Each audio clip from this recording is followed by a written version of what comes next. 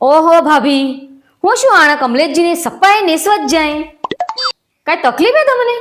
કારની દવાઈ કરાવીને થાકી ગયો ને અનંત મસ્તા થઈ ગયા તે સહી થતું જ નહીં પરેશાન થઈ ગયો એ હું આખી દવા કરાવી એક જગ્યા કેવું ઇન્જેક્શન લગાડ્યું તો ને સે બે વાતો બંધ થઈ ગયો ને ઉભો એને થવાતું ને અબાર પંજાણે એક ભાઈ આવી ગયો તો અને મને એમ કહ્યું કે પેલા આસપુર પારસ હોટલ ની બસ સ્ટેન્ડ કને આસપુર હા અહીંયા હર મહિનાની 1 ને 2 તારીખે કોક એક ખાન કરીને ડોક્ટર સાહેબ હે એ કોક આયુર્વેદિક દવા લે કે તો હું અહીંયા જાઉં એમ વિચારે તો અબાર આ ગાડી વેચવા બે વાતો હોય ને હું તો એમને મસ્ત જાઉં.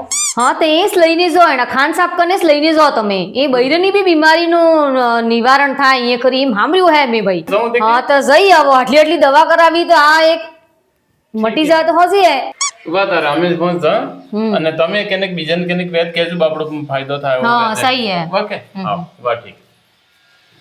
तो दोस्तों मस्सा बगंदर बवासीर આવી કેને બી તકલીફ વે તો આસપુર આપણે જે રોડવેઝ બસ સ્ટેન્ડ હે એને પાંચ પારસ હોટલે અહીંયા હર મહિનાની 1 और 2 તારીખને દાડે ડોક્ટર એ કે ખાન આવે.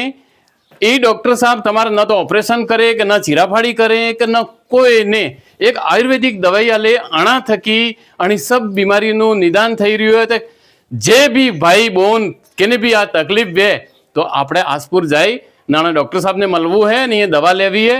એને અલાવા અને બીજી વાત કેને બૈરને કે આ શ્વેત પ્રદર વે યા રક્ત પ્રદર વે યા કોઈ બૈરા સંબંધી કોઈ ગુપ્ત બીમારી વે તો એનો બી ઈલાજ કરે તો આપ મજો ને બીમારીનું નિદાન થાયગા નહીં ફાયદો લો. ધન્યવાદ.